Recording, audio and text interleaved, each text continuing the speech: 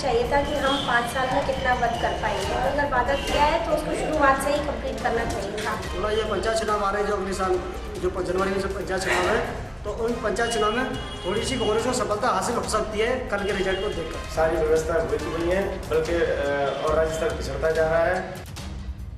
पहले इस बात का जवाब लेना चाहिए, क्योंकि दिल्ली में जश्न की बात आई थी। दिल्ली से सीधी तस्वीर कुछ देर पहले हमने देखी थी। तो बालेंदु जी, क्या कारण है आप, क्योंकि हम ऑक्सीजन के लिए बात कर रहे हैं कि आईसीयू में अगर कांग्रेस थी तो ये जीत ऑक्सीजन मिल सकती है, लेकिन ये जो जीत का जश्न दिख रहा है दिल्ली तक, उसको लेकर आपका उत्साह इतना ज्यादा क्यों है? जैसा कि लगातार सवाल खड़े होते हैं कि ये मामूली बात है। देखिए, जहाँ तक सवाल है जश्न का, ये कांग्रेस पार्टी के लिए खुशी की बात है कि उनसे संबंधित एक छात्र संगठन है जिसने 4 सीटें, पूरा पैनल राजस्थान विश्वविद्यालय, जो राजस्थान का एक सबसे महत्वपूर्ण और संदेश वाहक विश्वविद्यालय माना जाता है, वहाँ ये जीत दर्ज की है, तो खुशी जाहिर है। प्रश्न में बार बार एक चीज़ मुझे समझ में नहीं आ रही है कि भारतीय जनता पार्टी इस जीत को हमारी एक्सेप्ट क्यों नहीं कर रही है जी। वो कभी कहती है कि भारतीय जनता पार्टी नहीं आ रही है क्योंकि विद्यार्थी परिषद का भारतीय जनता पार्टी से कोई लेना देना नहीं है। कभी जहां जीतते हैं वो विद्यार्थी परिषद, वहां वो कहते हैं भारतीय जनता पार्टी का संगठन है। तो अगर ये हमने छात्र संघ चुनाव में जीत हासिल करी है तो इस जीत को एक्सेप्ट करने में भारतीय जनता पार्टी को आपत्ति कहां है? एक चीज। दूसरी, अगर मान लीजिए आज छात्रों ने एबीवीपी को नकारा है तो ये पार्टी बीजेपी के लिए एक अलार्मिंग संदेश है। उस बात पे मनन चिंतन करें। ये अब 1 साल पूरे होने पर इसका जश्न मनाने की बजाय इस बात पे मंत्रिमंडल को लेकर के चिंतन करना चाहिए कि युवाओं से हमने क्या वादे किए थे, राजस्थान की जनता से हमने क्या क्या मैनिफेस्टो में उनसे वादे किए थे और उनमें से हम कितना पूरा कर पाए, ये उस पर तो जान ही रहे। राजस्थान के हालात ये हैं कि इस 1 साल में से जब केवल 3 महीने बचे, जब जाके तो इनके मंत्रिमंडल का एक्सपेंशन हुआ है, 10 मंत्रियों को लेकर के तकरीबन 8-9 महीने तक ये सरकार चली है। ये विकास की बात करते हैं। मुझे ये समझ में नहीं आ रहा, जिस सरकार में पूर्ण मंत्रिमंडल ही नहीं है वो विकास करेंगे कहां से, मैनिफेस्टो करेंगे कहां से? हाँ, अब मंत्रिमंडल पूरा है, जिम्मेदारियां दी जा रही है मंत्रियों को, अपने अपने संभागों में जाकर के ज्यादा से ज्यादा भीड़ लाई जाए ताकि 13 तारीख को हम ये जश्न मनाएं। जी चलिए, सुनीता जी हमारे साथ अजमेर से जुड़ी हैं। बताइए सुनीता जी, आपका क्या कहना है?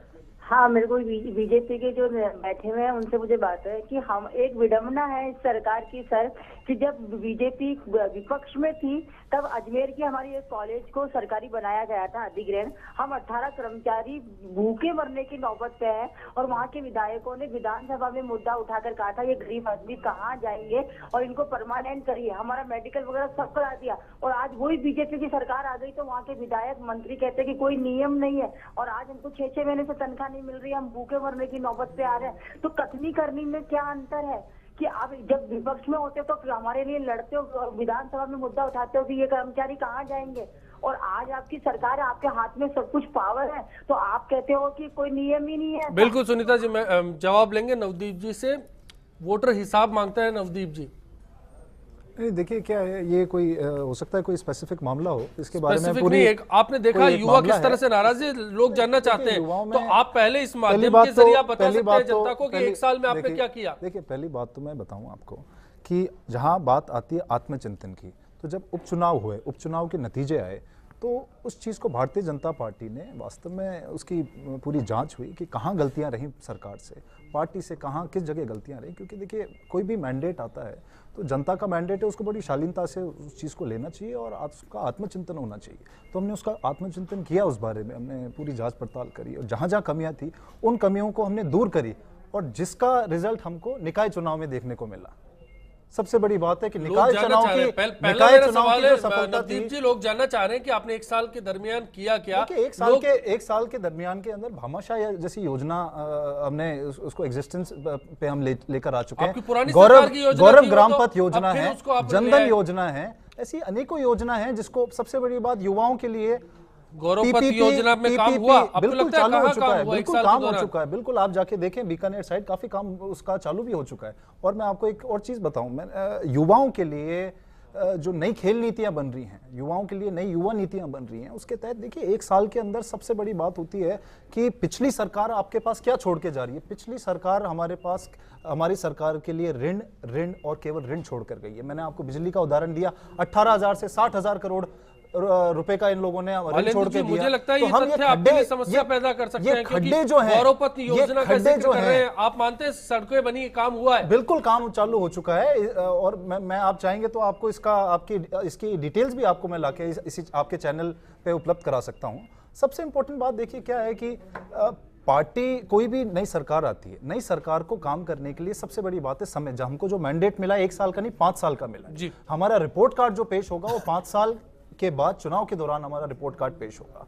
और युवाओं के लिए अनेकों पार्टी काम कर रही है, खेल नीतियां बना रही है, युवाओं के लिए नीतियां बना रही है। चलिए, मैं इस पे पब्लिक आगे प्राइवेट बिल्कुल पार्टनरशिप जरूर के जवाब दूंगा मैं आपसे। तहत, पब्लिक प्राइवेट पार्टनरशिप के तहत सवाई मानसिंह स्टेडियम के अंदर पूरी नई स्पोर्ट्स एकेडमी क्रिएट की जा रही है, जिसकी चलिए, सफलता कितना अगर effective जिसका हो सकता है, बिल्कुल रिएक्शन मैं मिलेगा, जवाब दूंगा। जी। रिएक्शन के बाद उनको जिला मुख्यालयों पे, पंचायत लेवल पे, बल्कि आप ये देखिए कांग्रेस सरकार के दौरान आईपीएल जैसे मैचेस हमारे स्टेडियम पे नहीं हुए, ये खस्ताहाल कर दिया इन्होंने। चलिए, आबू रोड से पहले मोहनलाल जी जुड़े, उनसे जवाब ले लेते, फिर मैं आऊंगा। बताइए मोहन जी। सर जी नमस्ते।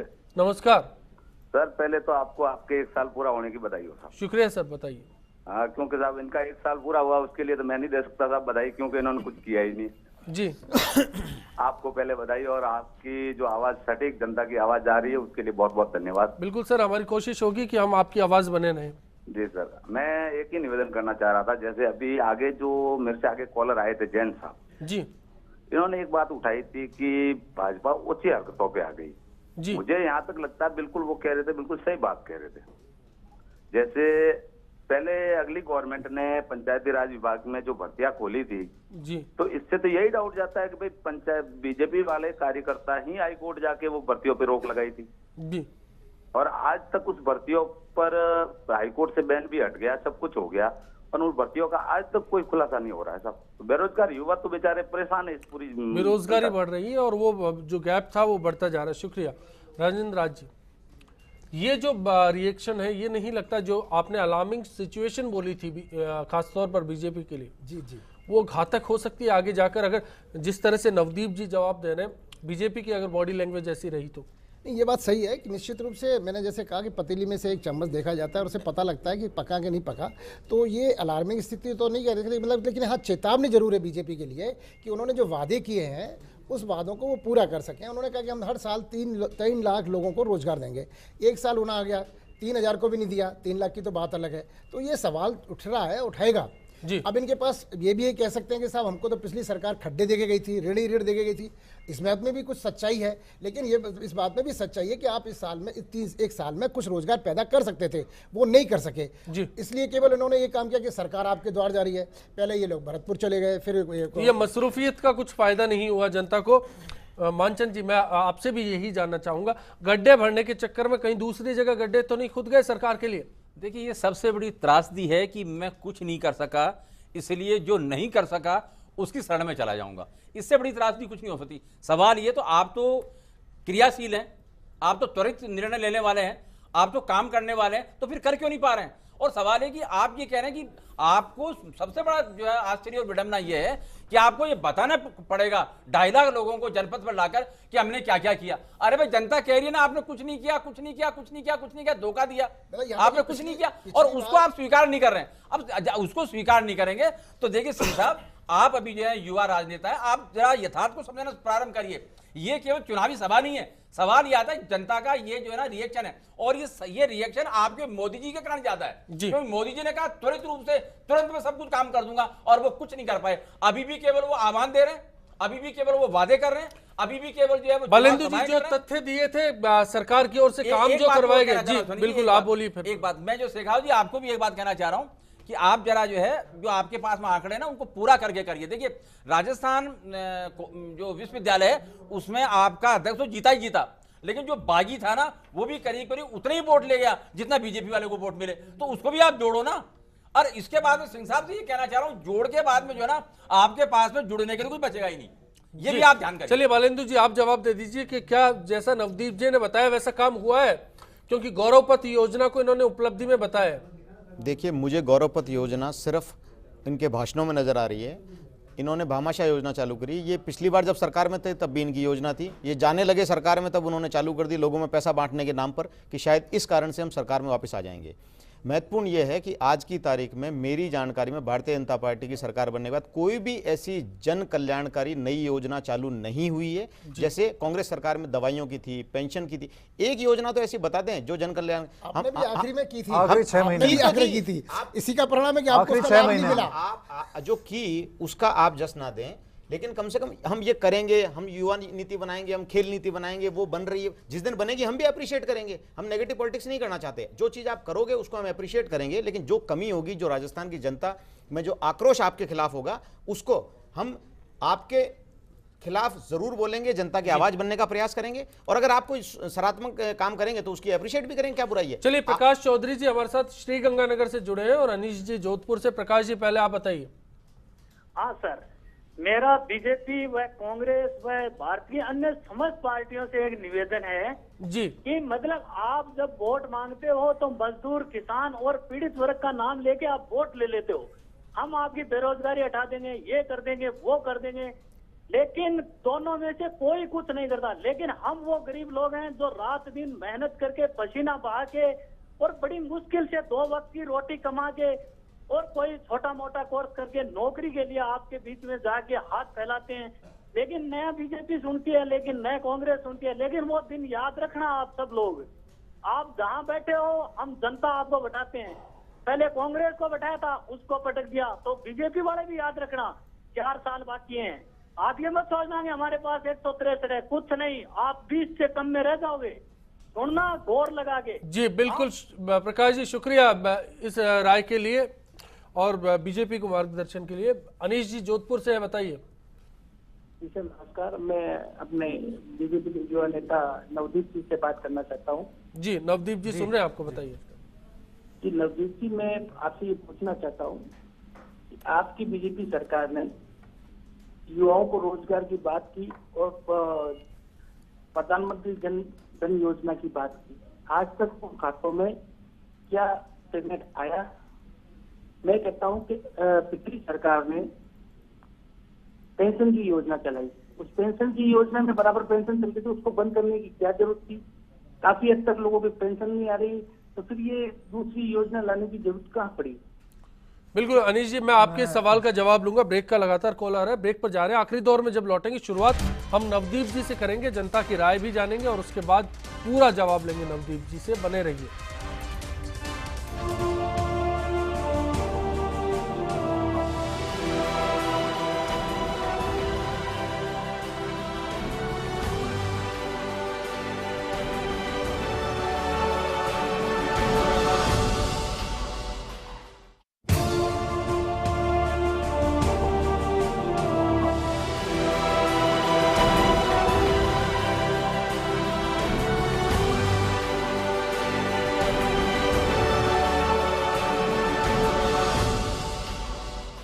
और भविष्य में जो चुनौती आएंगी उसका सामना करने के लिए कांग्रेस पार्टी को बहुत ऊर्जा मिली है। आज कांग्रेस अध्यक्ष आदरणीय सोनिया गांधी जी और कांग्रेस उपाध्यक्ष राहुल गांधी जी दोनों से मुलाकात की। सभी जीते हुए हमारे जो अजमेर के, जयपुर के, उदयपुर के जो छात्र चुनाव जीते थे, उन सब ने राहुल और सोनिया गांधी जी को धन्यवाद किया है और वो बड़े खुश थे कि नौजवानों ने आज दोबारा से कांग्रेस का हाथ थामा है। और ये बीजेपी का जो सत्ता की गद्दी है जयपुर, उसको हिलाने का काम नौजवानों ने किया। पंचायत चुनाव पर कितना असर पड़ेगा? स्वाभाविक है, इस प्रकार के जब परिणाम आते हैं तो न सिर्फ कांग्रेस के कार्यकर्ताओं में लेकिन आमजन में भी एक सकारात्मक प्रभाव पड़ेगा और पंचायतों के अंदर निश्चित रूप से कांग्रेस पार्टी का प्रदर्शन बहुत बेहतर रहेगा। बहुमत हमारे पास है। आज सवाल हमारा आपसे था, क्या कमजोर होती कांग्रेस छात्र संघ चुनाव परिणाम से मजबूत होगी? उसका जवाब कांग्रेस क्या सोचती है पायलट ने दिया और जनता कहती है 65% जनता कहती है कि कांग्रेस को मजबूती मिलेगी। नवदीप जी, अब मैं जो ब्रेक पर जाने से पहले सवाल था जोधपुर से अनीश जी का, उसको लेकर मैं आपके पास में आऊंगा। भामाशाह योजना की बात कर लो, जनधन योजना की बात कर लो, जिन खातों को खोला गया आज तक उनमें पैसा डिपॉजिट नहीं हुआ। लोग जानना चाहते हैं कि इस तरह की जो योजना है उनके लिए किस तरह के काम की है, क्योंकि पायलट साफ तौर पर बोलते हैं कि जयपुर का राजस्थान यूनिवर्सिटी का ये छात्र संघ परिणाम आगे जयपुर की सरकार को भी हिलाकर रखेगा। देखिए, जनधन योजना जो है उसके तहत कोई ये नहीं है कि सरकार कोई पैसे बांट रही है। जनधन योजना का सबसे बड़ा जो मकसद है वो ये है, जो न्यू मिडिल क्लास है उसको इस देश की जो इकोनॉमी है, आर्थिक व्यवस्था है, उससे जोड़ने का एक सबसे बड़ा काम है। जनधन योजना के तहत आपको एक्सीडेंटल इंश्योरेंस मिलेगा और उसके अंदर अतिरिक्त एक्सीडेंटल इंश्योरेंस भी है अगर आप 26 जनवरी से अगर पहले करवाते हैं। और आप मान के चले अभी तक 1.5 करोड़ अभी तक 25,000 1.5 करोड़ खाते अभी तक खोल चुके हैं अभी तक हम। आप इस चीज को क्यों नहीं जानना चाह रहे हैं कि वो जीरो बैलेंस अकाउंट के जरिए क्या लाभ होगा? इम्प्लीमेंटेशन में थोड़ा समय लगता है, इम्प्लीमेंटेशन में समय लगता है। अभी समय 1 साल से 2 साल 3 साल अगर हुए तो आपको नहीं लगता घातक होगा आपके लिए? नहीं, बिल्कुल होगा, इसको करेंगे ना इम्प्लीमेंट। ऐसी पोजीशन ही क्यों आने देंगे कि पार्टी के लिए, सरकार के लिए? चलिए मैं सबसे आखिर में जब सबकी राय हो जाएगी उसके बाद एक बार फिर आपके पास लौटूंगा। बालेंदु जी, क्या जो सचिन पायलट ने बोला उसके कुछ और जोड़कर आप बोलना चाहेंगे उस बात में? नहीं, अभी जो पायलट साहब ने कहा ये बहुत बड़ी सच्चाई है। ये चुनाव परिणाम जो हैं इससे कांग्रेस में एक नई ऊर्जा आई है। भारतीय जनता पार्टी को इससे सबक लेना चाहिए, उनको योजनाओं में जनहित का ध्यान रखना चाहिए। अगर वो इस तरह की हरकतें नहीं करेंगे और जनता की बात जो वादे करके जो सरकार में आए थे उनकी तरफ ध्यान नहीं देंगे तो आने वाले पंचायत चुनाव में कांग्रेस के साथ लोग जाएंगे और कांग्रेस बहुत अच्छे बहुमत के साथ पंचायत चुनाव में जीतेगी। जी मानचंद जी, आज की इस बहस से आप किस नतीजे पर पहुंचते हैं? देखिए, नतीजा ये है कि बीजेपी को बिना मतलब का जो गुमान था वो उसको दूर कर लेना चाहिए। मनी मन में जनता में आक्रोश है, उसको स्वीकार कर लेना चाहिए और काम करना प्रारंभ कर देना चाहिए और जश्न नहीं मनाना चाहिए। और मैं कांग्रेस के भी ये कहना चाह रहा हूं कि वो जो परजीवी किस्म के जो नेता है ना उनसे दूर रहना चाहिए। जो इत्तिफाकन ये जीत हो गई है उसके लिए अहंकारी नहीं होना चाहिए और उनको भी जो है राहुल गांधी जैसे बड़े नेता को, यानी आपका तो वुड बी प्राइम मिनिस्टर है, उनको इतनी छोटी बातों में नहीं उलझाना चाहिए। और अंतिम बात कि सारे कांग्रेसियों को वास्तव में मिलकर, क्योंकि एनएसयूआई मिलकर जो ये परिणाम लेकर आई है तो सारे कांग्रेसी मिलें। और मैं बार बार ये कहा करता हूं, ये कांग्रेस के लिए नहीं कह रहा हूं, मैं जनतंत्र की जो खुशहाली के लिए कह रहा हूं। जब तक विरोधी दल सशक्त नहीं होगा जब तक जनतंत्र भी सशक्त नहीं होगा। जी राजेंद्र राज जी, पहली बात तो ये कि इससे कांग्रेस को मीडिया स्पेस मिल गया जो नहीं मिल रहा था, उसमें थोड़ा जोश आएगा, निश्चित रूप से कार्यकर्ताओं में उत्साह बढ़ेगा, ये एक अच्छी बात है। दूसरी बात ये कि बीजेपी को निश्चित रूप से इसको एक चुनौती के रूप में, चेतावनी के रूप में लेना चाहिए कि हमने साल भर में वो रिजल्ट नहीं दे पाए। समस्या सरकार आपके द्वार कार्यक्रम जैसे चलाए लेकिन कोई उसका सार्थक नहीं हुआ, क्योंकि हर जगह जहाँ भी ये लोग गए, जिस संभाग में भी गए, पहले 60,000 शिकायतें परिविंदाएँ मिली, फिर 80,000 मिली और फिर लास्ट में जाकर के बीकानेर में, उदयपुर में 1,80,000।